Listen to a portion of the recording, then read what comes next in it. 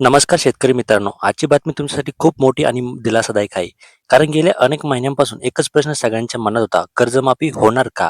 कधी होणार? आणि सर्वात महत्त्वाचं म्हणजे आपल्याला लाभ मिळणार का? तर मित्रांनो, आता या सगळ्या प्रश्नांची उत्तरं हळूहळू स्पष्ट व्हायला सुरुवात झालेली आहे. आणि सर्वात मोठी अपडेट म्हणजे कर्जमाफीच्या प्रक्रियेला आता प्रत्यक्ष सुरुवात होण्याचे संकेत इथं मिळालेले आहेत.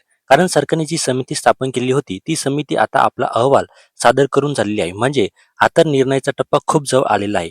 म्हणून हा व्हिडिओ शेवटपर्यंत नक्की बघा, कारण यात मी तुम्हाला सांगणार आहे कोणत्या शेतकऱ्यांना कर्जमाफी मिळणार, कोण अपात्र ठरणार आणि सर्वात महत्त्वाचं म्हणजे पैसे खात्यात कधी येऊ शकतात. मित्रांनो, राज्य सरकारने यंदाच्या अर्थसंकल्पात कर्जमाफीची घोषणा केली आहे. 2 लाख रुपयांपर्यंत कर्जमाफी आणि नियमित कर्ज भरणाऱ्या शेतकऱ्यांना 50,000 प्रोत्साहन अनुदान. पण सुरुवातीलाच एक गोष्ट स्पष्ट सांगितली होती, ही कर्जमाफी सरसकट नाही. म्हणजे प्रत्येक शेतकऱ्याला मिळणार नाही, तर फक्त पात्र शेतकऱ्यांनाच मिळणार आहे.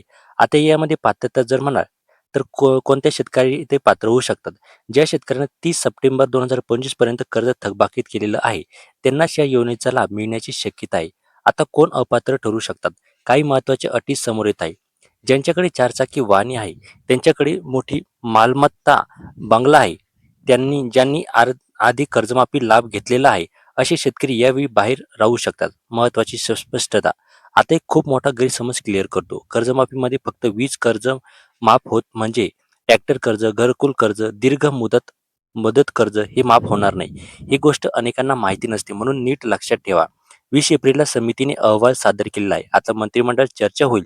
त्यानंतर जी-आर काढला जाईल आणि जी-आर आला की लगेच प्रक्रिया सुरू होईल. प्रक्रिया कशी असते? आधार लिंक, केवायसी, बँक पडताळणी हे सर्व पूर्ण केल्यानंतरच पात्र शेतकऱ्यांच्या खात्यात पैसे जमा होतील. आता कर्जमाफी कधी मिळेल? सरकारने स्पष्ट सांगितलेले आहे की जून महिन्याच्या आधी कर्जमाफी पूर्ण करण्याचा प्रयत्न करेल. म्हणजे मे महिना खूपच निर्णायक ठरणार आहे. रेग्युलर शेतकऱ्यांना गुड न्यूज. जे शेतकरी वेळेवर कर्ज भरतात त्यांना 50,000 प्रोत्साहन अनुदान मिळणार आहे. म्हणजे प्रामाणिक शेतकऱ्यांचंही नुकसान होणार नाही. 9 मार्च नंतर कर्ज भरलेल्यांनाच काय?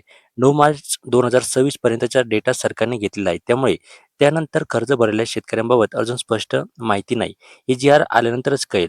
आता मित्रांनो, अजूनही काही जण म्हणत आहे की सरसकट कर्जमाफी होईल.